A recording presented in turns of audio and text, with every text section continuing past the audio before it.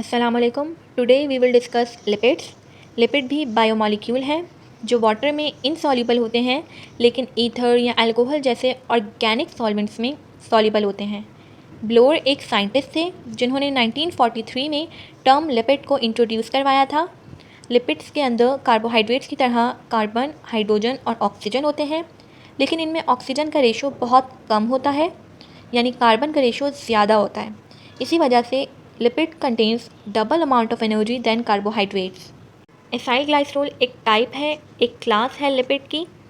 जब ग्लाइसरोल और 3 fatty acids link करते हैं तो कंडेंसेशन प्रोडक्ट कहलाता है एसाइल ग्लाइसरोल। एसाइल ग्लाइसरोल को asters of glycerol and fatty acid भी कहा जाता है। एसाइल ग्लाइसरोल की 2 टाइप्स होती हैं, सैचुरेटेड एसाइल ग्लाइसरोल और अनसैचुरेटेड एसाइल ग्लाइसरोल।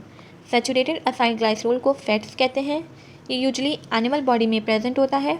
इनके अंदर कोई डबल बॉन्ड नहीं होता और ये रूम टेम्परेचर पे सॉलिड होते हैं। जैसे नॉर्मल लाइफ की एग्जांपल है बटर, जो रूम टेम्परेचर पे सॉलिड होता है। इसकी एक और एग्जांपल स्टेरीन है।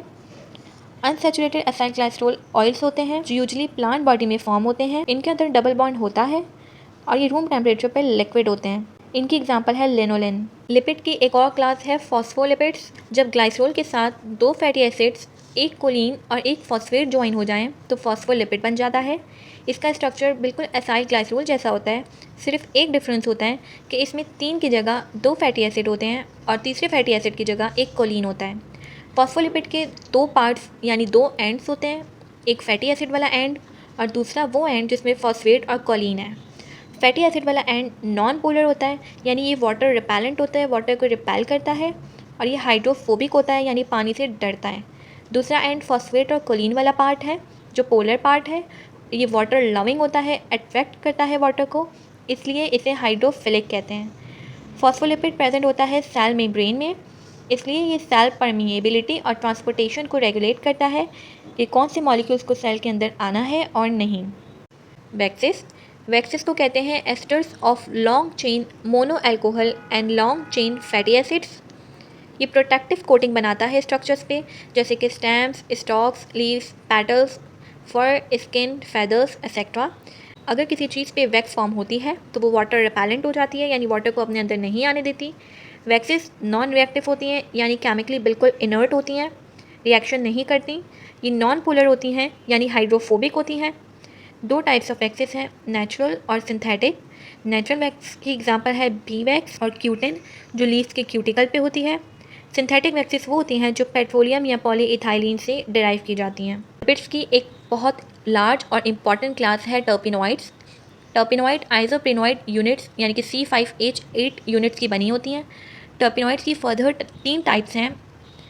टर्पिनॉइड की फर्दर 3 टाइप्स आपकी बुक में मेंशन है, टर्पीन्स, स्टीरॉइड्स और कैरोटिनॉइड्स। टर्पीन्स वॉलेटाइल होती हैं, यानी ईजिली एवापोरेट हो जाती हैं नॉर्मल टेम्परेचर पे।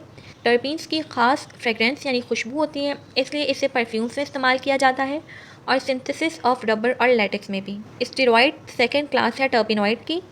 स्टीरॉइड न्यूक्लियस बनाती है जिसके अंदर आइसोप्रेनॉइड यूनिट्स होते हैं। इसके अंदर 17 कार्बन्स होते हैं जो 4 रिंग्स में मौजूद होते हैं। इनमें से 3 रिंग्स A, B और C हेक्सागोनल होती हैं, यानी कि इसके 6 वर्टिसेस होते हैं, 6 कोने होते हैं। और एक रिंग यानी कि D रिंग पेंटागोनल होती है, यानी इसमें 5 वर्टिसेस होते हैं। कोलेस्टेरॉल एक टाइप है स्टीरॉइड की। इसके अलावा स्टीरॉइड सेक्स हार्मोन्स प्रोडक्शन करता है।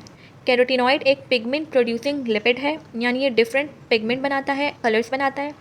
इसकी एग्जांपल है क्लोरोफिल जो ग्रीन होता है, cytochrome, phytochrome, latex, rubber etcetera.